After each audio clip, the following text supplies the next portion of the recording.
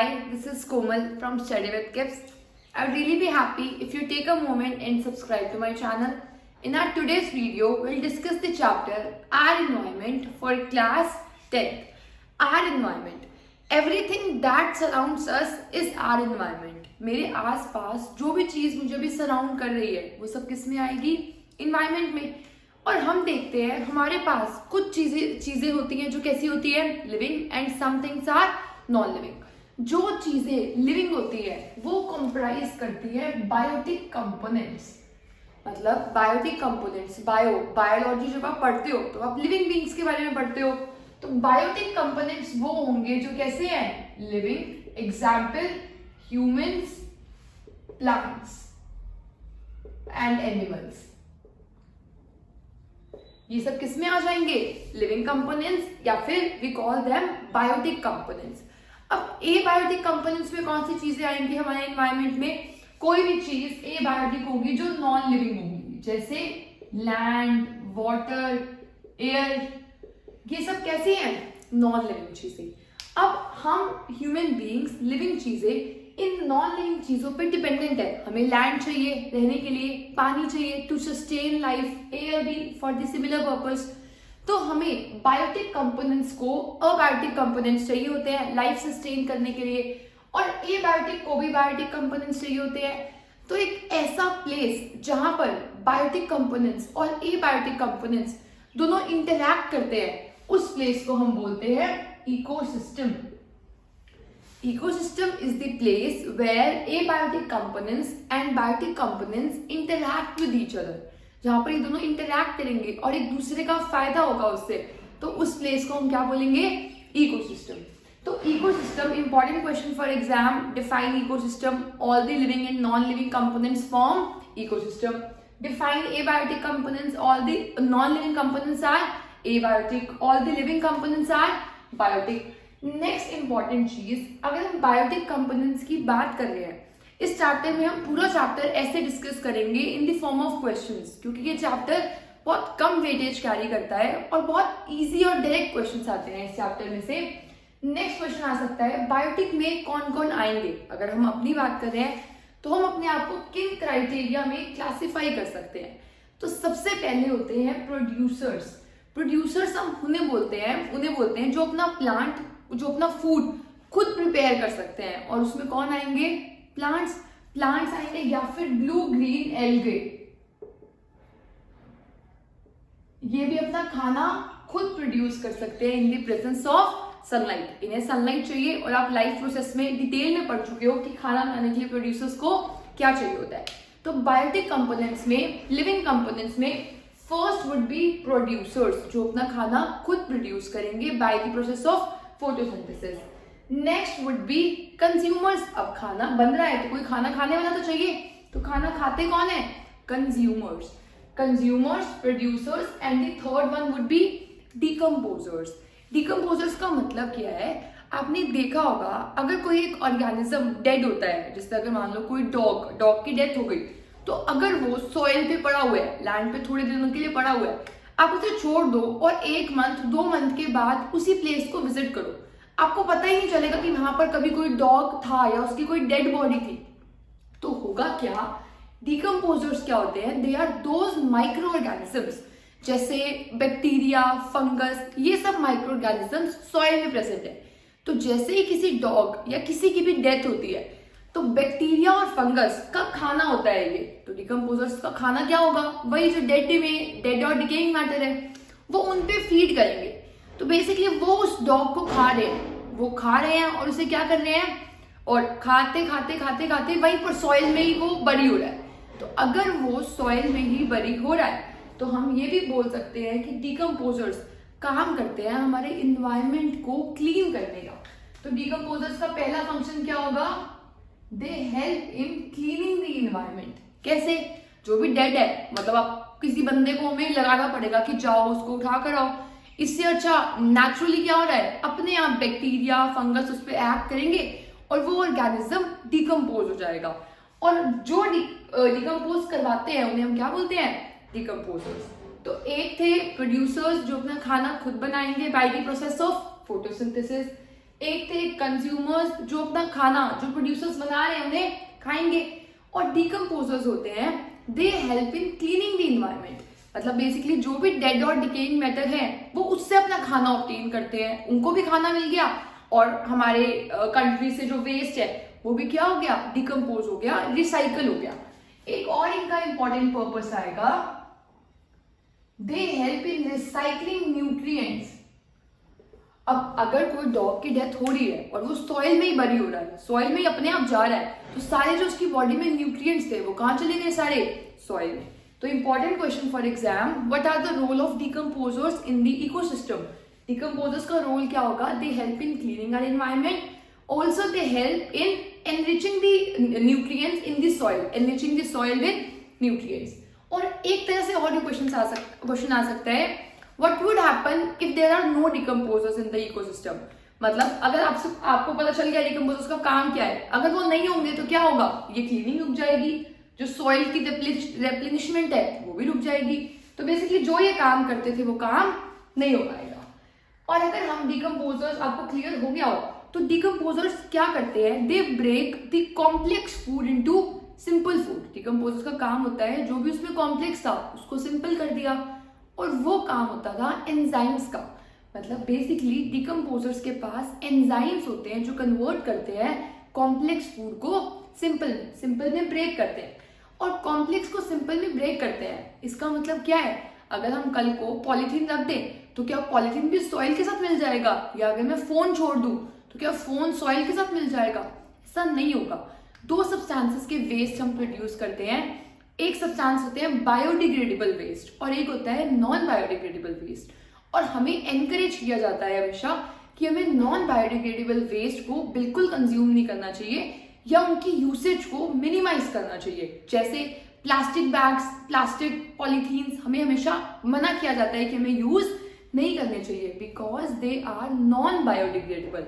Non biodegradable waste का मतलब क्या है, उन पे डिकम्पोजर्स एक्ट नहीं करते, वो उनको खाते ही नहीं है। अगर वो प्लास्टिक को खाएंगे नहीं तो प्लास्टिक एक्यूमुलेट होता रहेगा पूरे देश में। मतलब प्लास्टिक की जो मात्रा, जो अमाउंट है वो कभी भी कम नहीं होगा। इसीलिए हमें बोला जाता है हमें ऐसे सब्सटेंसेस यूज करने चाहिए जो रिसाइकल हो सकते हो, जैसे पेपर बैग्स, प्लास्टिक बैग्स ना यूज करके paper bags, also polythene, plastic, ये सब उसमें ही आएगा। तो डिकम्पोजर्स क्या करते हैं, इनके पास एंजाइम्स होते हैं, और एंजाइम्स का आपने लाइफ प्रोसेस चैप्टर में डिटेल में किया था कि they are particular in action, they are specific in action. मतलब ये नहीं है कि डिकम्पोजर्स जिसको मन चाहेगा उसको तोड़ने लग जाएगा, नहीं। बैक्टीरिया और फंगस कुछ पर्टिकुलर चीजों को ही तोड़ते हैं, हर चीज को ब्रेक नहीं करते। तो वो किसको ब्रेक कर देंगे, फ्रूट पड़ा हुआ है उसको ब्रेक कर दिया, कोई फ्रूट का रिमेनिंग है, वेजिटेबल वेस्ट है उसको सॉइल में डाल दिया, किसी बॉडी की डेड रिमेन्स है उसको डाल दिया। और किसको नहीं करेंगे, प्लास्टिक को, पॉलीथीन बैग्स को। तो वो वेस्ट है नॉन बायोडिग्रेडेबल, और बायोडिग्रेडेबल वेस्ट कौन सा है, जो डिकम्पोजर्स कर देंगे। आई होप आपको यहाँ तक क्लियर होगा। और हमने एक और इम्पोर्टेंट क्वेश्चन डिस्कस कर लिया, what are biodegradable waste and non biodegradable waste. तो इसमें आप 2 पॉइंट्स लिख सकते हो विद एग्जाम्पल, और उसके बाद हम डिस्कस करेंगे कंज्यूमर्स। अब प्रोड्यूसर्स खाना बना रहे हैं, कंज्यूमर्स खा रहे हैं, डिकम्पोजर्स डिकम्पोज कर रहे हैं। तो कंज्यूमर में कौन कौन आते हैं, फर्स्ट वन इज हर्बीवोर्स, जो खाते हैं ग्रास को या प्लांट्स को। तो प्लांट्स को जो घास फूस खाता है उन ऑर्गेनिजम्स को क्या बोलते हैं, हर्बीवोर्स। जैसे आप शेर को, टाइगर को वो कभी नहीं देखोगे कि वो घास फूस खाने लग जाएगा, क्योंकि वो घास फूस नहीं खाता, वो हर्बीवोर नहीं है। हर्बीवोर में डिफरेंट ऑर्गेनिजम्स आएंगे, जैसे काऊ आपको ग्रेज करती हुई दिखेगी फील्ड में, तो वो क्या है, हर्बीवोर्स। कार्निवोर्स में वो ऑर्गेनिजम्स आएंगे जो फ्लैश खाते हैं, जैसे टाइगर जो किसी बॉडी का फ्लैश खा रहे हैं, तो उन्हें हम क्या बोलते हैं, कार्निवोर्स। हर्बीवोर्स जो ग्रास को खाते हैं, एंड ओमनीवोर्स जो दोनों को खाते हैं, ग्रास प्लस फ्लैश। जो इन दोनों ऑर्गेनिजम्स को खाएंगे हम उन्हें क्या बोलेंगे, ओमनीवोर्स। तो ओमनीवोर्स में आप ह्यूमंस का एग्जाम्पल कर सकते हो। आई होप आपको यहाँ तक समझ आया होगा। इकोसिस्टम जिसमें बायोटिक और एबायोटिक कंपोनेंट्स होते हैं, biotic living, abiotic non living. और इकोसिस्टम भी ना 2 टाइप का हो सकता है, कैसे, एक तो इकोसिस्टम हो गया नेचुरल, जो हमें नेचर ने प्रोवाइड किया है, जैसे ओशियन, सीज, ये नेचुरल इकोसिस्टम है। और कुछ हम खुद आर्टिफिशियली प्रोड्यूस कर लेते हैं, जैसे आपने अपने घर में गार्डन बनवा लिया, तो क्या वो नेचर ने प्रोवाइड किया था? नहीं, आपने खुद बनवाया, तो वो एक नेचुरल इकोसिस्टम नहीं है। वो कौन सा इकोसिस्टम है? Artificial ecosystem. नेचुरल इकोसिस्टम जो नेचर ने क्रिएट किया, आर्टिफिशियल जो आप क्रिएट कर रहे हो, जैसे गार्डन हो गया, aquarium. Aquarium is the best example. आप देखोगे अगर आपके घर में एक्वेरियम है तो आपने देखा होगा कि उसमें बहुत सारी फिशेस डाली जाती हैं। फिशेस के बाद उनकी प्रॉपर क्लीनिंग होती है, मतलब सर्विसिंग होती है। जैसे मेरे घर पे एक्वेरियम है तो आई नो कि हर 20 डेज में सर्विसिंग करानी होती है। उस सर्विसिंग से क्या होगा? क्या आपने कभी ओशन और सीज की सर्विसिंग होते हुए देखी है? नहीं देखी। तो फिर इनकी सर्विसिंग हम क्यों करवाते हैं? इनकी सर्विसिंग हम इसलिए कराते हैं क्योंकि ये हमने आर्टिफिशियल इकोसिस्टम क्रिएट किया है।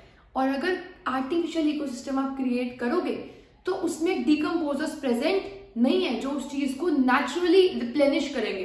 तो अगर डिकम्पोजर्स नहीं है तो उसमें तो गंदा होता रहेगा। फिशेस ब्रीथ कर रही है, एक्सहेल कर रही है और अपना वेस्ट भी निकाल रही है उस पानी के अंदर, तो वो पानी क्या होता रहेगा? गंदा। और डिकम्पोजर्स भी नहीं है उसे क्लीन करने के लिए।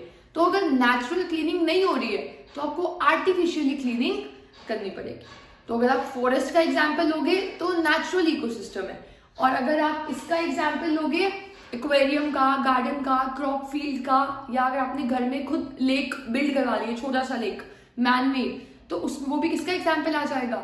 आर्टिफिशियल इकोसिस्टम का। तो आपको एक और इम्पॉर्टेंट बात याद रखनी है, नेचुरली को आपको रिप्लेनिश करने की जरूरत नहीं होती है, पर आर्टिफिशियल में आपको करवानी पड़ती है। Next topic is food chain. अब हमने इकोसिस्टम स्टडी कर लिया है, natural, artificial, producers, consumers, decomposers. अब हम स्टडी करेंगे फूड चेन को। फूड चेन क्या होती है?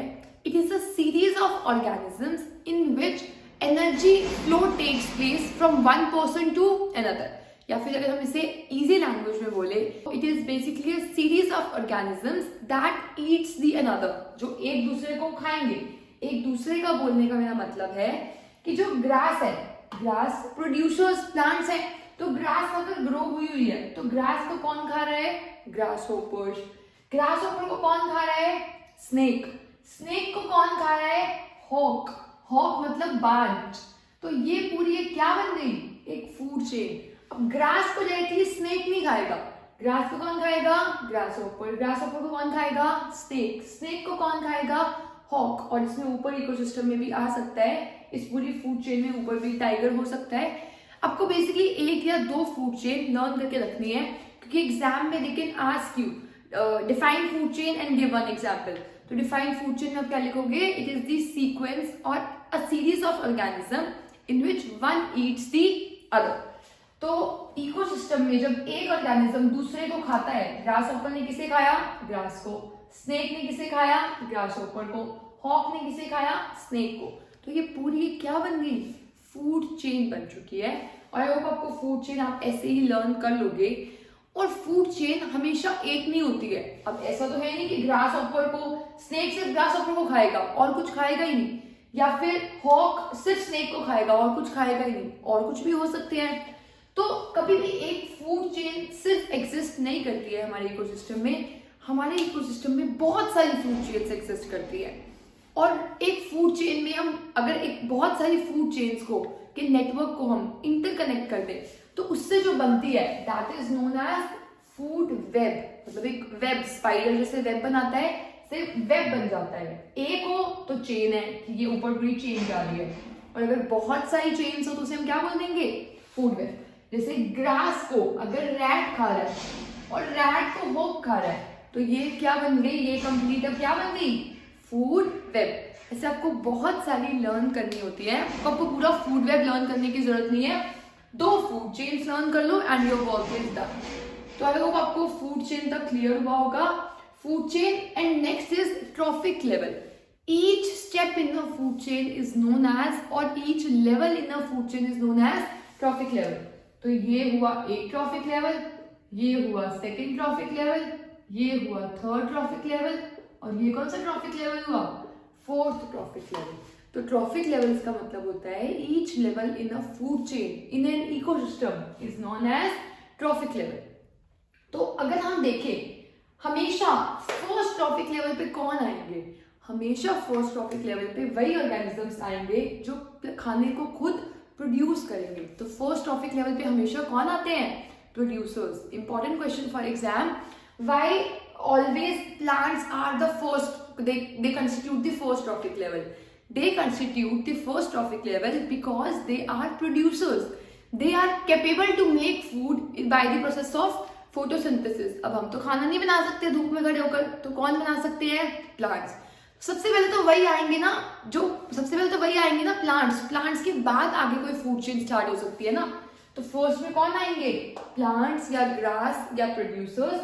और नेक्स्ट में देखो, नेक्स्ट में आया है ग्रास होपर, मतलब नेक्स्ट ट्रॉफिक लेवल में वो आएगा जो घास को खाता हो। और जो ग्रास को खाते हैं उन ऑर्गेनिजम्स को हम क्या बोलते हैं, हर्बीवोर्स। है तो ये कंज्यूमर्स ही है ना, कंज्यूमर्स ही। तो पहले फूड चेन में, अगर हम एक फूड चेन में इकोसिस्टम में ड्रॉ करें तो सबसे पहले कौन आएंगे, प्रोड्यूसर्स, जो खाने को प्रोड्यूस करेंगे। फिर आएंगे प्राइमरी कंज्यूमर्स। अब सारे तो कंज्यूमर्स ही आएंगे, तो पहले कंज्यूमर को प्राइमरी कंज्यूमर, जो प्राइमरी कंज्यूमर को खाएगा उसे क्या बोलेंगे, सेकेंडरी कंज्यूमर। और जो सेकेंडरी कंज्यूमर को खाएंगे उन्हें क्या बोलेंगे, टर्शियरी कंज्यूमर्स। प्रोड्यूसर्स जो खाना बना रहे हैं उनको खाएंगे पहले कंज्यूमर्स, यानी जो पौधों को खाते हैं, हर्बीवोर्स। हर्बीवोर्स को कौन खाते हैं, कार्निवोर्स। तो यहाँ पर आपके एनसीईआरटी में नहीं लिखा हुआ है, तो आपको ये बहुत अच्छे से लर्न करना है और बार बार ड्रॉ करना है। अदरवाइज यहाँ पर कौन है, कार्निवोर्स। और जो प्राइमरी कंज्यूमर्स हैं वो कौन है, हर्बीवोर्स। और जो टर्शियरी कंज्यूमर्स होंगे वो होंगे जो कार्निवोर्स को खा लेते हो, जैसे ह्यूमंस हमेशा किसी भी फूड चेन में सबसे ऊपर आते हैं, क्योंकि किसी को भी खा लेते हैं हम तो, है ना। तो किसी को भी खा लेते हैं तो सबसे ऊपर कौन आएंगे, ह्यूमंस। तो आई होप आपको यहाँ तक क्लियर हुआ होगा, जिसमें हमने देखा फूड चेन में कोई एक ऑर्गेनिज्म दूसरे ऑर्गेनिज्म को खा रहा है, जैसे ये वाला नीचे वाले को खा रहा है। नेक्स्ट हमने देखा जब बहुत सारी इंटरकनेक्टेड फूड चेन्स हो तो उसे हम बोलते हैं फूड वेब। और हर लेवल को क्या बोलते हैं, ट्रॉफिक लेवल। अब हम देखेंगे अगर ग्रास होपर ने ग्रास को खाया तो क्या उसे कुछ एनर्जी मिली, क्या स्नेक ने ग्रास होपर को खाया तो क्या उसे कुछ एनर्जी मिली। अगर ये एक दूसरे को खा रहे हैं तो एनर्जी के लिए तो खा रहे होंगे, खाना तो सबको चाहिए। तो एनर्जी के लिए जब स्नेक ने ग्रास होपर को खाया तो उसे कितनी एनर्जी मिली। सबसे पहले तो आपको एक इंपॉर्टेंट बात याद रखनी है कि सन की जितनी ट्रिमेंडस अमाउंट ऑफ जो एनर्जी है, प्लांट्स उसका सिर्फ 1% यूज करते हैं सोलर एनर्जी का, क्या करने के लिए, खाना बनाने के लिए। ये भी एग्जाम के लिए इंपॉर्टेंट क्वेश्चन है कि प्लांट्स कितने परसेंट एनर्जी यूज करते हैं खाना बनाने के लिए। तो प्लांट्स यूज करते हैं सोलर एनर्जी का 1%। अब मान लो ग्रास के पास एनर्जी आ गई 10,000 जूल्स। एनर्जी की यूनिट क्या होती है, जूल्स। अब 10,000 जूल एनर्जी किसके पास है, ग्रास के पास। अब ग्रास को किसने खाया, ग्रास होपर ने। ग्रास को किसने खाया, ग्रास होपर ने। अब जब ग्रास होपर ग्रास को खाएगा तो क्या सारी की सारी ग्रास की एनर्जी मिल जाएगी ग्रास होपर को, नहीं, सारी की सारी एनर्जी ग्रास होपर को नहीं मिलेगी। क्यों, क्योंकि ग्रास होपर ने जब ग्रास को खाया तो उसको कुछ एनर्जी मिलेगी और कुछ एनर्जी नहीं मिलेगी। जैसे मैं आपको एक और एग्जांपल से समझाती हूँ।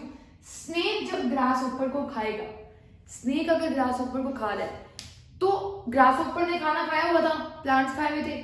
अब स्नेक ने किसको खा लिया, ग्रास होपर को। क्या ग्रास होपर ने जो उसने खाना खाया था क्या उसने वो अपने प्रोसेस के लिए यूज नहीं किया। ग्रास होपर उड़ रहा है तो उसको क्या खाना नहीं चाहिए, एनर्जी नहीं चाहिए उड़ने के लिए। ग्रास होपर ब्रीथ कर रहा है, क्या उसको उस प्रोसेस के लिए एनर्जी नहीं चाहिए। ग्रास होपर खाने को डाइजेस्ट कर रहा है, क्या उसके लिए एनर्जी नहीं चाहिए। तो क्या सारी एनर्जी ग्रास होपर की स्नेक को कभी भी मिल पाएगी, नहीं मिल पाएगी। सिर्फ जो एनर्जी मिलती है नेक्स्ट ट्रॉफिक लेवल को वो मिलती है 10%। कितनी एनर्जी मिलती है, 10%। जैसे अगर मान लो मैं अभी खाना खा के आई हूँ, तो अगर हाइपोथेटिकली कोई मुझे खाता है तो मैं यहाँ पर आकर लेक्चर दे रही हूँ, मेरा जो खाने की एनर्जी थी, मैं ऊपर 2 फ्लोर आई, वो एनर्जी 2 फ्लोर आने में एग्जॉस्ट हो गई, मेरी इतनी सारी एनर्जी बोलने में एग्जॉस्ट हो रही है। तो अब अगर कोई हाइपोथेटिकली मुझे खाता है तो उसको मेरी पूरी एनर्जी खाने वाली नहीं मिलेगी। कितनी % एनर्जी मिलेगी, सिर्फ और सिर्फ 10%। क्योंकि 90% एनर्जी मैंने यूज कर ली ब्रीथ करने में, अपने खाने को डाइजेस्ट करने में, आपको पढ़ाने में, इस सब सेटअप को सेट करने में, तो इन सब में तो मेरी एनर्जी एग्जॉस्ट हुई। तो नेक्स्ट ट्रॉफिक लेवल को मेरी पूरी एनर्जी नहीं मिल पाएगी जो मुझे खाने से मिली थी। कितनी मिलेगी उसको? सिर्फ 10% एनर्जी मिलेगी। This is known as 10% law, जो कहता है कि हर ट्रॉफिक लेवल में, नेक्स्ट ट्रॉफिक लेवल में एनर्जी जो जाती है वो सिर्फ 10% जाती है, इससे ज्यादा नहीं जाती है। और सन कितनी और प्लांट्स कितनी एनर्जी यूज करते हैं सन की? सिर्फ और सिर्फ 1%। तो प्लांट ने यूज की 1% और प्लांट को कितनी एनर्जी मिल गई? 10,000। अब प्लांट भी तो ब्रीथ कर रहे हैं, प्लांट में भी तो रेस्पिरेशन होती है। लाइफ प्रोसेस चैप्टर में आपने पढ़ा, प्लांट्स में ट्रांसपोर्टेशन होती है, प्लांट्स में डाइजेशन होती है, प्लांट्स में सारे प्रोसेस हो रहे हैं।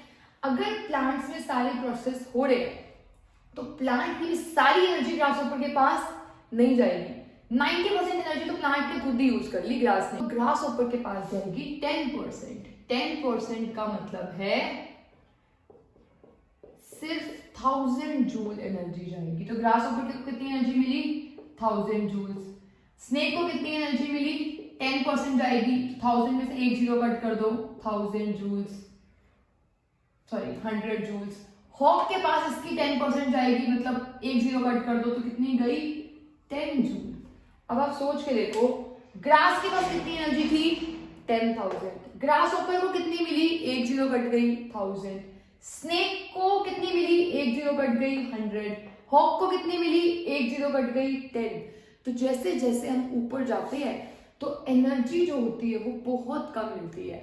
इसी को हम बोलते हैं flow of energy in an ecosystem. अब आप देखो, प्रोड्यूसर्स का कॉलम सबसे बड़ा बनाया गया है क्योंकि प्रोड्यूसर के पास एनर्जी सबसे ज्यादा है, फिर इसके पास थोड़ी सी कम है, इसके पास कम है, और टर्शियरी के पास आते ही एनर्जी बहुत कम हो जाती है।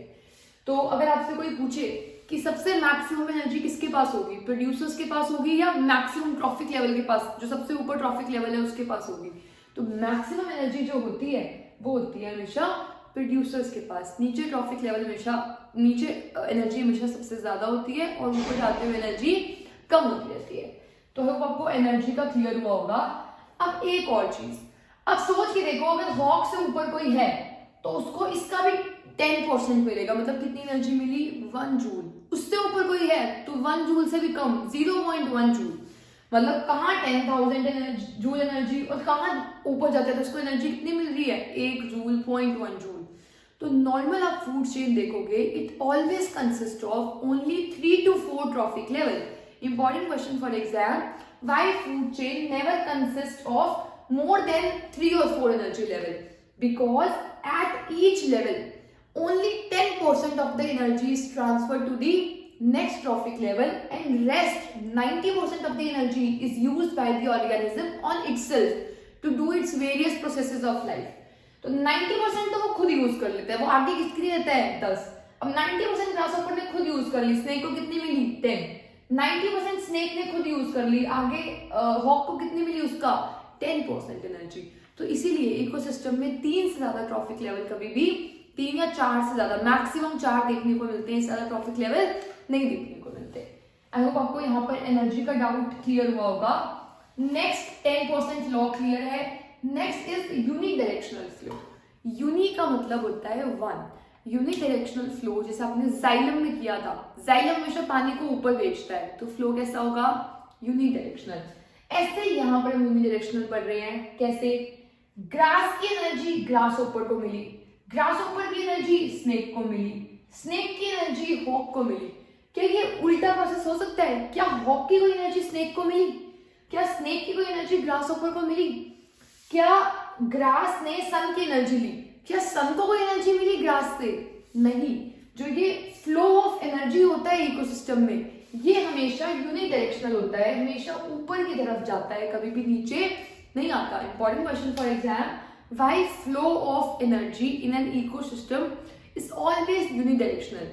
It is always unidirectional because the energy that grass get, that plants get from solar energy is never returned back, and the energy that grasshopper got from grass is never reverted back. कभी भी उसे वापस नहीं मिलती है। वापस नहीं मिलेगी तो एनर्जी का फ्लो हमेशा कैसा होगा? ऊपर की तरफ, एनर्जी कभी भी नीचे नहीं आती है। So this question we are also clear with. Next is, अगर हम बात करते हैं पॉपुलेशन की, और अगर आपके एग्जाम में फ्लो ऑफ एनर्जी का डायग्राम आए तो आपको ये वाला ड्रॉ करना है। नेक्स्ट अब हम बात कर रहे हैं पॉपुलेशन की, किसकी पॉपुलेशन सबसे ज्यादा होगी और किसकी सबसे कम होगी पॉपुलेशन। आपको क्या लग रहा है, पॉपुलेशन सबसे ज्यादा किसकी होती है? नीचे जो प्लांट्स है उनकी सबसे ज्यादा होती है, या ऊपर जो मोस्टली टाइगर होता है उसकी पॉपुलेशन सबसे ज्यादा होती है? अगर आप थोड़ा सा सोचो तो हमेशा ही टाइगर का तो एक कैंपेन चल रहा होता है, सेफ टाइगर, इसका मतलब टाइगर इतने ज्यादा नहीं है। तो आप एग्जाम्पल्स तो सोच सकते हो कि ऊपर जाते हुए पॉपुलेशन क्या होती है, कम होती है। अब हम देखेंगे ऊपर जाते हुए पॉपुलेशन कम कैसे होती है। अब आप ये देखो, अगर हम एक फूड चेन की बात कर रहे हैं तो यहां पर है grass, grasshopper, snake and hawk. अगर हम इस फूड चेन की बात करते हैं और अगर आप मान लो एक हॉक है, तो हमें पता है हॉक को एक स्नेक खाने से एनर्जी कितनी मिल रही थी, सिर्फ 10%। तो क्या हॉक सिर्फ एक स्नेक खाएगा? नहीं, वो 3 स्नेक खाएगा, ज्यादा स्नेक खाएगा ज्यादा एनर्जी के लिए।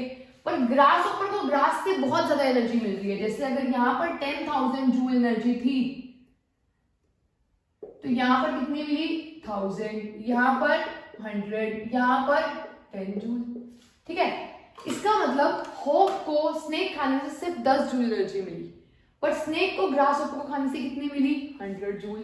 ग्रास ऊपर को ग्रास को खाने से कितनी एनर्जी मिली, 1000 जूल। इसका मतलब ग्रास ऊपर ज्यादा ग्रास नहीं खाएगा, पर हॉक को एक स्नेक खाने से सिर्फ 10 जूल एनर्जी मिल रही है। तो जो हॉक है वो एक स्नेक तो नहीं खाएगा, मान लेते हैं हम बहुत सारे स्नेक खाता है और वो 5 स्नेक्स खा लेता है। ठीक है, तो अगर एक हॉक है तो वो कितने स्नेक्स खा रहा होगा, 5 स्नेक्स। मतलब अगर एक हॉक है तो स्नेक कितने होंगे टोटल, 5x। ये first snake, second snake, third snake, fourth snake और फिफ्थ स्नेक, ये 5 स्नेक्स हो गए। अगर 5 स्नेक है, अब हॉक ने 5 स्नेक खाए, स्नेक 5 ग्रास ऊपर नहीं खाएगा, ना ही स्नेक ज्यादा ग्रास ऊपर खाएगा, क्योंकि स्नेक को तो ज्यादा एनर्जी मिलती है ग्रास ऊपर से। तो स्नेक मान लो कम ग्रास ऊपर खाता है और स्नेक खाता है 3 ग्रास ऊपर। ये स्नेक 3 खाता है, ये स्नेक 3 खाता है, ये स्नेक 3, ये स्नेक 3, ये स्नेक 3। तो टोटल कितने ग्रास ऊपर होंगे, कम से कम 15x होंगे, 3 × 5x। आपको ये बात समझ आ रही है? अगर एक स्नेक खाता है 3 ग्रास ऊपर को और 5 स्नेक है, एक स्नेक खाता है 3 को, 5 स्नेक है तो कितने ग्रास ऊपर हो गए, 5 × 3, 15। अब ग्रास ऊपर जो है, ग्रास को ये खा रहा था 5 को, ज्यादा एनर्जी मिले, 5 वाले ये खा रहा था सिर्फ 3 को, क्योंकि इसको ज्यादा एनर्जी पहले मिल रही है। ग्रास ऊपर 3 को भी नहीं खाएगा, ग्रास ऊपर मान लो 2 ग्रास को खा रहा है। अब 15 ग्रास ऊपर है, 15 ग्रास ऊपर अगर 2 खाएंगे, 2 ग्रास खाएंगे, एक ग्रास ऊपर 2 खाएगा, तो 15 ग्रास ऊपर कितना खाएंगे, 30x। तो बेसिकली एक हॉक के लिए ग्रास कितनी अवेलेबल है, 30x। तो अब आगे आगे देखो पॉपुलेशन कम हो रही है। अगर हॉक एक है तो स्नेक 5x थे, ग्रास ऊपर 15 थे और ग्रास कितनी है, 30x। ये तो मैंने थोड़ा सा ज्यादा डिटेल में आपको बहुत अच्छे से क्लियर करने के लिए समझाया है, पर आप बस इतना सोच सकते हो कि ऊपर जाते हुए जो पॉपुलेशन होती है वो कम होती है। इसलिए सबसे ज्यादा पॉपुलेशन किसकी है हमारे वर्ल्ड में, प्रोड्यूसर्स की, प्लांट्स की। तो प्लांट्स की पॉपुलेशन सबसे ज्यादा होती है, क्योंकि एक हॉक के लिए बहुत सारे स्नेक होंगे, एक स्नेक को ज्यादा ग्रास ऊपर नहीं खाने, कम ग्रास ऊपर खाने, और ग्रास ऊपर को और भी कम ग्रास खानी है, क्योंकि उसे बहुत सारी एनर्जी मिलती है। तो आई होप आपको यहाँ तक क्लियर हुआ होगा कि पॉपुलेशन वाइज सबसे ज्यादा कौन होता है, ग्रास, मतलब प्रोड्यूसर्स। पॉपुलेशन वाइज भी, एनर्जी भी सबसे ज्यादा किसके पास होती है, प्रोड्यूसर्स के पास। आई होप आपको यहाँ तक क्लियर हुआ है। यहाँ तक होने के बाद अगर हम एक और चीज की बात करें,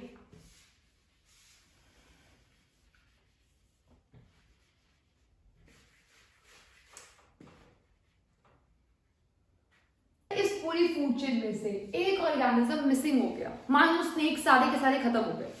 अगर स्नेक खत्म हो गए तो हॉक तो स्नेक पे डिपेंडेंट था, तो हॉक तो कैसे, भूख की वजह से मर जाएगा, तो it will die of hunger. तो हॉक की पॉपुलेशन क्या होनी शुरू हो जाएगी, कम हो जाएगी। तो ग्रास ऊपर को खा रहा है स्नेक, ग्रास ऊपर को कौन खा रहा है? स्नेक। अगर स्नेक खत्म हो जाता है तो अब ग्रास ऊपर को कौन खाएगा? तो ग्रास ऊपर की जो पॉपुलेशन है वो इंक्रीज कर जाएगी और हॉक की पॉपुलेशन भूख की वजह से मर जाएगी। इसीलिए हम बहुत ज्यादा सेव करने के लिए, एनिमल्स को सेव करने के लिए कैंपेन चलाते हैं, क्योंकि हम नहीं चाहते कोई भी इकोसिस्टम पे अफेक्ट करे, क्योंकि अगर एक भी मरता है तो उससे हमारा पूरा इकोसिस्टम डिस्टर्ब होता है। तो अगर आपके एग्जाम में क्वेश्चन आए कि अगर स्नेक्स मर जाते हैं तो क्या होगा, तो इंपॉर्टेंट क्वेश्चन आएगा, आपको आंसर लिखना है कि हॉक की जो पॉपुलेशन है वो कम होने लग जाएगी क्योंकि वो भूख से मरना स्टार्ट कर देंगे, और ग्रास ऊपर की पॉपुलेशन इंक्रीज होने लग जाएगी क्योंकि उन्हें कोई खाने वाला नहीं है। तो आई होप आपको यहाँ तक क्लियर हुआ होगा। Next we will discuss biological magnification. अब आपको पता होगा मैग्नीफाई करने का मतलब क्या होता है। मैग्नीफाई करने का मतलब होता है बढ़ाना। तो मैग्नीफाई हो रही है, इसका मतलब क्या है? जैसे मान लो ये है ग्रास, ग्रास के बाद था स्नेक, ग्रास होपर, और यहाँ पर क्या है? हॉक। अगर हम इस फूड चेन की बात करते हैं तो इस फूड चेन में बायोलॉजिकल मैग्निफिकेशन का मतलब क्या है? हम खाना को अच्छा दिखने के लिए उसमें पेस्टिसाइड्स और फर्टिलाइजर्स ऐड करते हैं। तो अगर आपने ग्रास में पेस्टिसाइड्स और फर्टिलाइजर्स ऐड किए हैं तो इससे होगा क्या? अभी हमने जो एग्जांपल देखा था उसमें देखा था ग्रास ऊपर मान लो 2 ग्रास खा रहा है, स्नेक मान लो 5 ग्रास ऊपर खा रहा है, और जो हॉक है वो खा रहा है 6 स्नेक्स को। जो हॉक है वो 6 स्नेक को खा रहा है, स्नेक 5 ग्रास ऊपर खा रहा है, और ग्रास ऊपर 2 ग्रास को खा रहा है। अब आप सोच के देखो, अगर एक ग्रास के अंदर इतना सा कोई पेस्टिसाइड्स और फर्टिलाइजर्स की कॉन्सेंट्रेशन थी तो 2 ग्रास के अंदर मल्टीप्लाई हो गई, 2x हो गई। अगर ग्रास के अंदर 2x हमारी कॉन्सेंट्रेशन हो गई फर्टिलाइजर्स की, तो 2 ग्रास किसने खाई थी? ग्रास ऊपर ने। ग्रास के अंदर x थी, ग्रास ऊपर के अंदर कितनी कॉन्सेंट्रेशन आ गई? 2x। एक ग्रास ऊपर के अंदर कॉन्सेंट्रेशन है 2x, स्नेक ने 5 ग्रास ऊपर खाए, स्नेक के पास कितनी कॉन्सेंट्रेशन आ गई? 10x। अब एक स्नेक के पास 10x है, इस हॉक ने एक स्नेक तो खाया नहीं, कितने स्नेक खाए? 6 स्नेक्स। तो हॉक के पास कितनी कॉन्सेंट्रेशन गई? 60x कॉन्सेंट्रेशन गए पेस्टिसाइड्स की। पेस्टिसाइड्स, फर्टिलाइजर्स, और उसका कॉमन एग्जांपल यूज होता है डीडीटी। तो अगर हम बात कर रहे हैं, अगर एक ग्रास थी, एक ग्रास के पास x नंबर ऑफ पेस्टिसाइड था, ग्रास ऊपर ने 2 ग्रास खाई, तो ग्रास ऊपर के पास x और x कितना आ गया? 2x। एक ग्रास ऊपर के पास 2x आ गया पेस्टिसाइड, स्नेक ने 5 ग्रास ऊपर खाए, एक ग्रास ऊपर के पास 2x था, तो 5 ग्रास ऊपर के पास कितना हो गया होगा? 10x। मल्टीप्लाई कर दिया। एक स्नेक के पास 10x पेस्टिसाइड है, अब ये एक हॉक एक स्नेक को नहीं खाएगा, 6 स्नेक्स को खा ले, तो हॉक के पास कितनी कॉन्सेंट्रेशन गई पेस्टिसाइड्स और फर्टिलाइजर्स की? 60x। इस इंक्रीज को, the increase of harmful chemicals in the body at each successive trophic level is known as biological magnification. Biological मतलब living beings में इसकी जो concentration है वो हर level पे बढ़ती जा रही है। स्टार्ट कितने से हुई थी? x से, खत्म कितने पे हुई है? 60x पे। और ये हमारे लिए इतना कंसर्न की बात इसलिए है क्योंकि ह्यूमन बींग्स आते हैं सबसे end of the food chain में, इसके बाद है ह्यूमंस। मतलब अब इसके बाद अगर ह्यूमन हॉक को खा रहा है, उसे नहीं खाएगा, अगर फिर भी खा रहा है तो उसके पास, एक हॉक के पास है 60x है, तो ह्यूमंस के पास इतनी सी ग्रास का कितना पेस्टिसाइड और फर्टिलाइजर गया? 60x गया। तो इसी प्रोसेस को बोलते हैं बायोलॉजिकल मैग्निफिकेशन, कि हर सक्सेसिव स्टेप पे जो पेस्टिसाइड और फर्टिलाइजर, जो भी हार्मफुल केमिकल है, वो एक्यूमुलेट होना स्टार्ट हो जाएंगे और हर स्टेप पे बढ़ते जाएंगे, जो हमारी बॉडी के लिए बिल्कुल भी सेफ नहीं है। तो इस प्रोसेस को क्या बोलते हैं? Biological magnification. और जो ये प्रोसेस है ये भी बहुत वरी करता है, क्योंकि हम प्लांट्स को, अगर हम प्लांट्स को खा रहे हैं तो अगर देखो हम ग्रास को खाएंगे तो कितने पेस्टिसाइड्स एंटर करेंगे? x। और अगर हम किसी एनिमल को खा रहे हैं तो कितने पेस्टिसाइड्स एंटर कर रहे हैं? 60x। ये हमारे लिए काफी कंसर्न की बात इसलिए भी है क्योंकि अगर हम किसी भी ऑर्गेनिज्म को खा रहे हैं तो हम ऑर्गेनिज्म को खा रहे हैं, या फिर अगर हम नॉर्मल फ्रूट्स को भी खा रहे हैं तो तो उसको हम बाहर से तो वॉश कर सकते हैं, पर अंदर से हम जो उसके अंदर पेस्टिसाइड्स आ चुके हैं उसको हम कुछ भी नहीं कर सकते। तो ये इसीलिए हमारे लिए कंसर्न की बात है। और आई होप आपको यहाँ तक समझ आया होगा। Now will discuss the last topic of this chapter, that is ozone layer.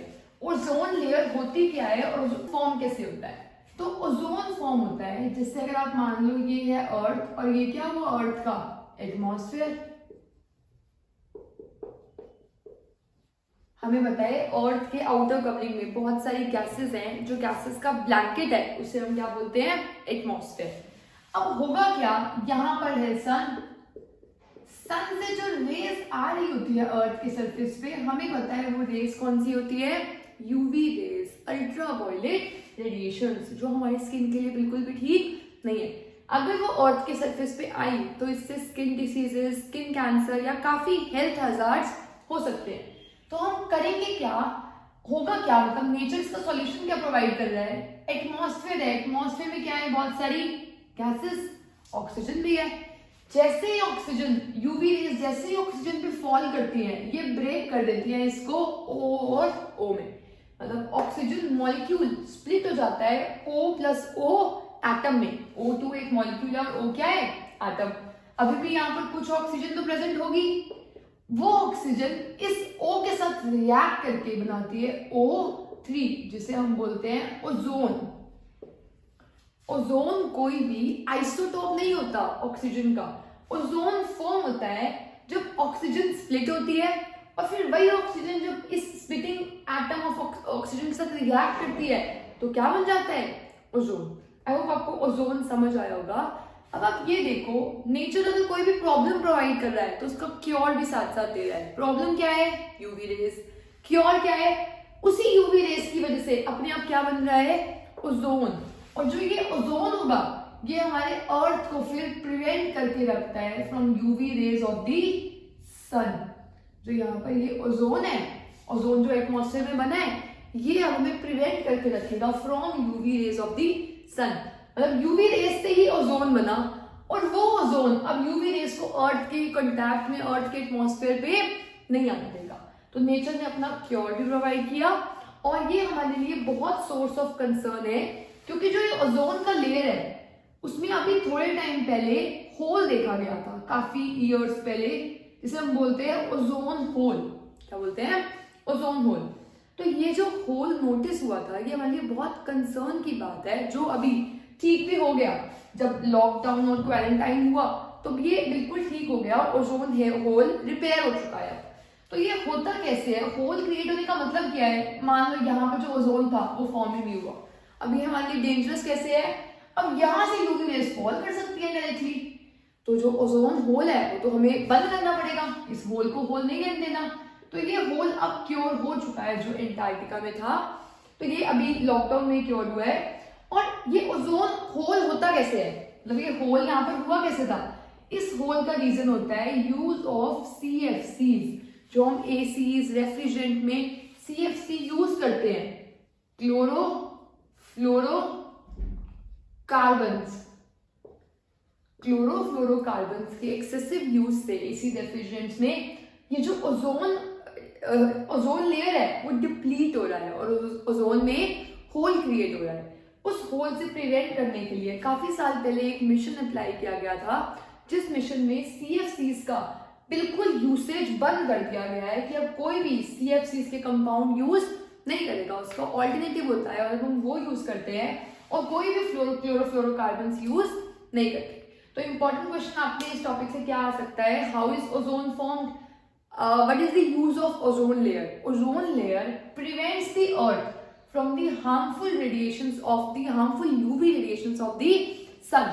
Or why is ozone hole a matter of concern? It is a matter of concern because if the UV rays reach the earth, it can be harmful for human beings as well as plants, animals. हर एक के लिए harmful हो सकता है. It can lead to many skin diseases, skin cancers. और ये होता कैसे है ozone hole? It is due to the chemical present chlorofluorocarbons, जिसको हम यूज करना बिल्कुल बंद कर चुके हैं. So this was all about environment. I hope आपको इन्वायरमेंट चैप्टर समझ आया होगा and also in this chapter we discussed all the important questions that could be asked in your exam.